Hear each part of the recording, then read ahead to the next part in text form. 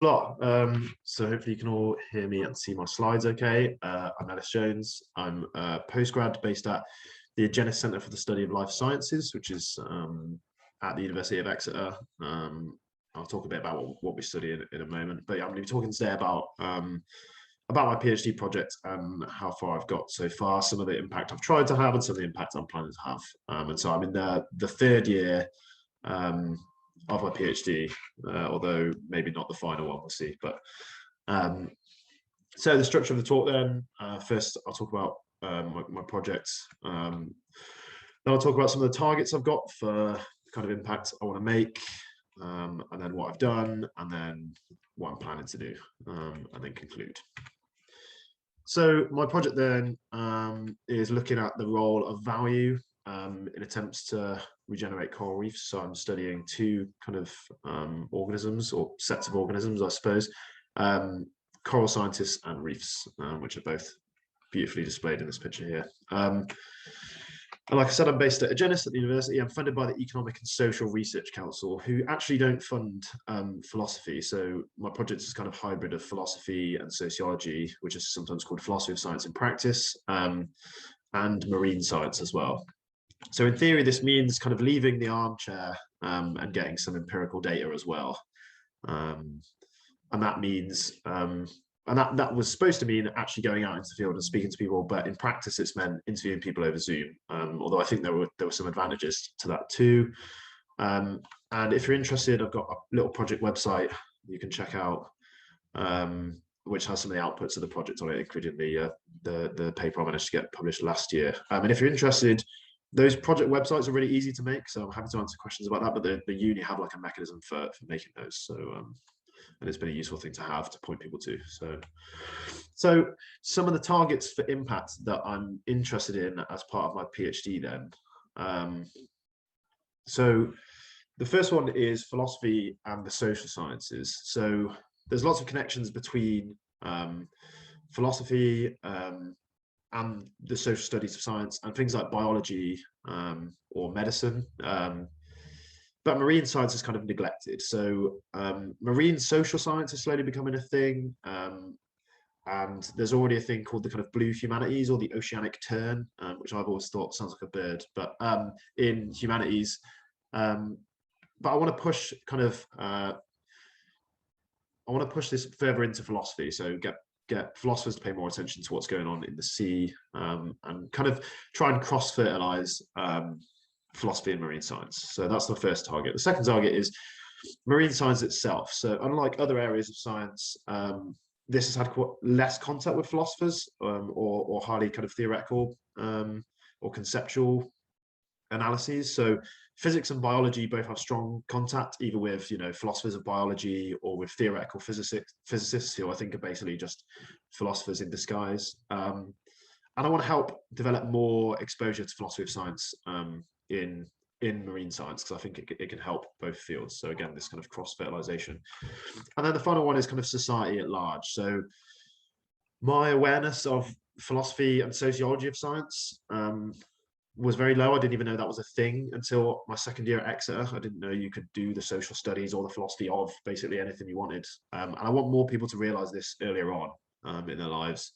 And so people are aware that philosophy and things like physics might connect when you talk about things like time travel, but not so much with marine science. So yeah, that's another area that I want to kind of try and push this. So I think, yeah, broadly, climate change doesn't really care about disciplinary boundaries, and I think neither should we. And so that's the kind of main point here in these targets for impact, is kind of pushing the integration of these a bit more. And it's a really good time for it too, because we're at the beginning of the UN Decade of the Ocean. So it's a good time for working on kind of society-ocean connections. So what I've done so far then, and this is all, yeah, I mean, even though I'm in my third year, I still feel like I haven't really had a huge impact, but there's a few things which I do feel like have made a slight impact, both on me and on other people. So the first thing is I did a series of interviews with 27 coral scientists, and like, these were primarily a data collection tool, but I think they're more than that. And they've been really good for kind of disseminating ideas and impact, and I think they will continue to be. So many of the people I spoke to have been really interested in hearing kind of outcomes of the project. Some have asked for kind of video copies of the talks I've given, or to be informed if I get anything published, or things like that. And also, I've tried to make sure to have conversations at the end of the interviews about the kind of conferences they go into, the events they go into, so I can see them talk. And that's also meant some of them come and see me talk as well. And a few of them have said that it would be great to hear about my work if I'm ever up near their department or anything like that. So it's been useful interviews to get these kind of connections going, even over Zoom. More than just, so it's been more than just a data collection tool. Is my point there, really. And I would say that even if you aren't collecting interview data, it might still be worth just going and chatting to people about their work if it's really relevant to your PhD, and doing a kind of very, very loose sort of informal chat, and just writing some notes down. They might point you at sources, or they might say, hey, it'd be good for you to come and talk to our departments. And I feel like it's already had an impact on me and my participants, and the people I present my work to, in terms of presenting the possibilities for interaction between philosophy and marine science and sociology. And following up on some of these links from the interviews has been an important thing for me in terms of developing further opportunities.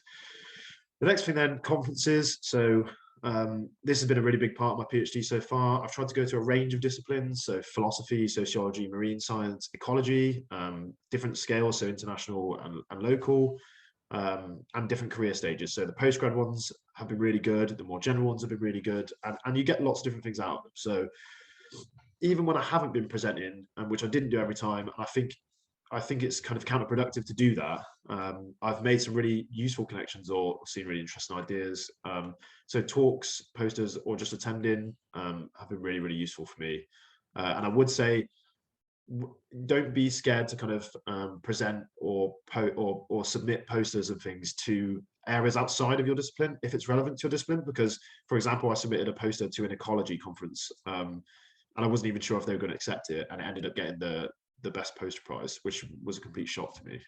So that was really good, and I would recommend doing that to anyone, even if you're not sure that they'll accept it. Just drop them an email and say, hey, do you allow people who do the social study of your discipline or whatever? And most of the time they're really interested in what you've got to say.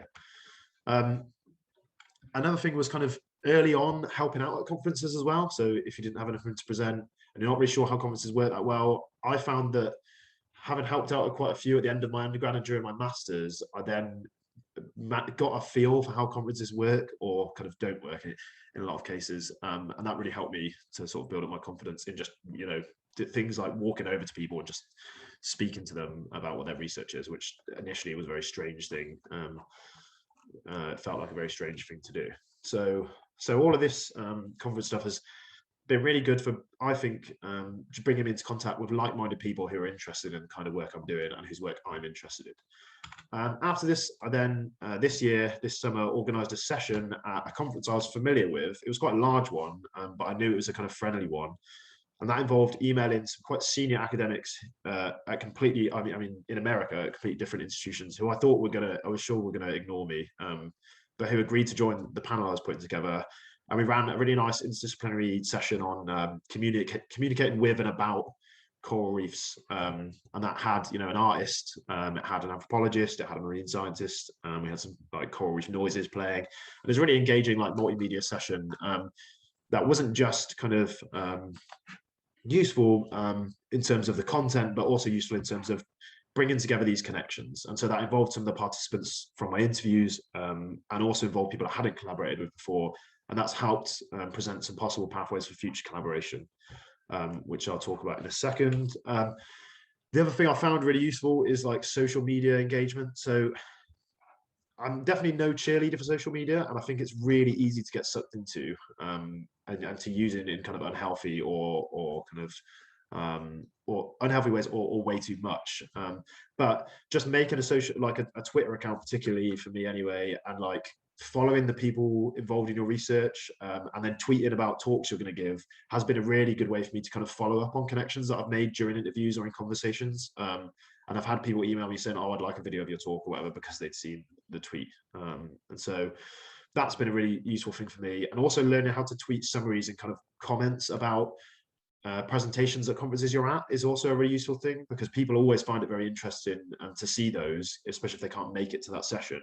And it's a good way to network as well. Although it's not the easiest thing to learn how to do, because you have to make sure not to misrepresent people's views and things like that. So that's what I've done so far. As I said, it's not a huge amount in terms of actual kind of demonstrable impact. But so I've got some more plans for once the kind of data analysis and stuff is more underway. So the first thing I want to try and do is a kind of seminar series with my department and then with some external people. So I originally planned for a kind of one in-person event. That was the plan before, you know, in the before times, before all of this. But now I'm thinking smaller and kind of hybrid events. And those are going to kind of build on the session I organised at that conference. They have the advantage that I'm in control of the kind of registration fee and accessibility of those, which put some people off joining in with the conference session because the registration fee was quite high. And in the process of trying to organise that session, I spoke to quite a lot of people who, you know, said they'd be interested in another event if I did one. Some of the people that actually participated said they'd be interested in another one. So that led to this idea of doing a kind of art and bioacoustics event. So I've spoken to quite a lot of coral scientists at Exeter who do work on like listening to reefs and listening, trying to tell the health of reefs by listening to them and actually designing interventions based on audio. And I also have a friend who does some art, kind of nature themed art, and some other people I've spoken to are involved variously in kind of art science collaborations. So because of that, and also wanting to do stuff to do with philosophy and sociology and marine science, I thought it'd be better to do a few smaller hybrid events so we can deal with those different topics. So the plan is to have one on kind of art and bioacoustics, one or two on kind of the philosophy and sociology of marine science, which is going to be focused around themes from my PhD. So like things like value, which is like one of the core strands. And hopefully the art one will be better in terms of public engagement. Again, I can open these up to the public because it'll be me running them. And then the kind of philosophy and sociology and history of marine science one will be more to do with integrating the kind of academic fields. And there's a possibility there of doing a kind of special edition of a journal or something. I don't know how realistic that is. It's something I'm going to have to wait and see about. But even if I don't have the time to put together a load of kind of papers from the people at the events and submit it to a journal, that may be something that I can kind of look to doing at the start of a postdoc or something like that. So I'm kind of trying to link the end of my PhD to the start of a postdoc in terms of how I can angle myself as bringing together these fields and the kind of events I can do. So hopefully that would have some kind of academic impact there too. Funding wise for these kind of things, I know that the Southwest Doctoral Training Partnership, which is the kind of local branch of the Economic and Social Research Council, my funding body, they have some money for things like this. I think some of the uni departments do too, although I'm not too sure exactly how that works. But if you're aware of any other sources of funding, I'd be really interested for things like this. I'd be really interested to hear about it. So the other two things that have come up then is I've spoken to participants about possible collaboration during the interviews, and also the kind of sustained contact that I've had through attending the same conferences as them and organising that conference session. And there's two ideas that have come up for collaboration, direct collaboration with some marine scientists. So the first is I know someone that's starting a new reef restoration project, and it turns out that some of the data I've collected may actually be useful for them in terms of the kind of things they're studying. So it might be a useful comparison for some data they're collecting in their projects. And so at the very least, it looks like there could be some data sharing we could do, which obviously increases the impact of the data I've collected. I'm able to do that because when I got my ethics approval and created the consent forms, I made sure that people were aware that if they consented to it, the data would be published open access. So because the data is going to be published open access, I'm allowed to give it to other people, or they can just access it from a repository to reuse. So if you're in a position where you're not using very sensitive data and that you can anonymize it properly, I would consider building that into your kind of ethics application and things like that, open access data, because it's a way of increasing impact. And then depending on the kind of funding and time constraints, we might also try and do co-authorship on something or a kind of mini project.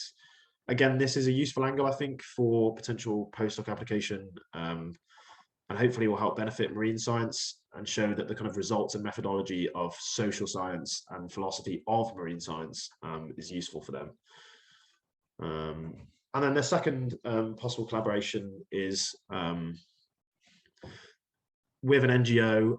So I got a letter of support during my PhD application from this NGO. I approached them, a kind of marine conservation organization.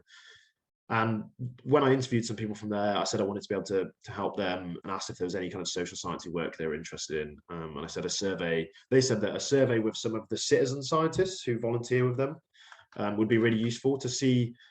So they're not just interested in how citizens can impact kind of restoration projects, but how restoration projects can impact citizens and how it changes people's mindsets about, the nature of ecosystems and things like that. So they said they'd be keen on me doing something like that. And I think I can also build in some of the themes from my PhD. And so there'll be opportunities for kind of testing and dissemination of my PhD there, as well as helping wider society and NGOs. So again, proving the worth of sociology and philosophy for marine science, hopefully. And I know, again, my funding body have funding for this, but if there's anywhere else that has funding, I'd be interested to hear about that too. And then just a couple of extra things. So one thing I did earlier this year was, along with Ben, who's here as well, took part in the philosophy day at the local school in Exeter, West of Exeter School. And so that's a day for 11 to 14-year-olds. It was 5 schools and it was done virtually. And basically they got a load of philosophers from the college and the university in to talk about their research for 20 minutes and do some kind of activities and stuff. I didn't cover my main topic because at the time I didn't really feel like I couldn't think of any useful and engaging way to talk about my topic. So I talked about a completely different topic, which I'd done a bit of work on anyway, which is kind of driverless cars and how that relates to philosophy and sociology. And that gave me the experience of doing that and helped me see how I could do it again if I was going to do it again. And so next year, I'm planning to do one on the kind of philosophy of marine biology and things to do with like what life is and how the ocean can help us think about different forms of life and like aliens and habitability and things like that. So that was a really good thing to do. And even though it wasn't on my topic, it still has turned out to be kind of useful. And I think the important thing about that is it helps raise the profile of the philosophy and social studies of marine biology, where it really matters, which is kind of the future of society. And I really wish when I was younger that I'd been able to have someone come in and explain to me about these different kind of disciplines. So I'm just going to blow my nose. So the final thing to talk about here was a conference I helped organize with some other PhD students. So we were all interested in kind of interdisciplinary research ethics and how research ethics is different across disciplines and the same. So we applied for some money from the Southwest Doctoral Training Partnership. We planned to have it in person. It ended up being being cancelled. So we tried to capitalize on that and tried to make it kind of a more internationally positioned thing. And we ended up with 400 attendees, an average of about 4 hours of engagement time each with the platform, the conference platform. And there were problems as well, but it went really well broadly. We had people from all over the world. And so I would say, even if you don't have direct access to funding from things like the Southwest Doctoral Training Partnership, there is ways of accessing it still. So if you partner with someone who's funded by one of those organizations, then you're still able to do events. And we had lots of people in the committee who had nothing to do with that funding body. And so I'd really recommend that. And it wasn't directly related to my PhD topic, but obviously research ethics is a part of it. So there are other aspects of your PhD which you can also generate impact through, I think. And so we're planning to do some more stuff related to that, I think, this year. So obviously there's quite a lot here. I'm not really sure how much this I'll actually be able to do. But I've been reassessing things all the way through, and I've planned to carry on doing that. And so if it turns out I can't do some of it, that's fine with me. I just want to hopefully bring philosophy, science, and society together and get people to think more about the ocean. and in different ways. And I'm hoping that some of this will be a way to do that. So keen to hear any of your stories or suggestions or questions. I want to thank the many people who have helped me so far with my PhD, and you all for listening to me for 20 minutes, and the organisers for putting this all together, and of course the Ocean Agency for the images. And yeah, feel free to drop me an email if you want to have a chat about your work or mine or anything else over coffee, and I'll leave it there.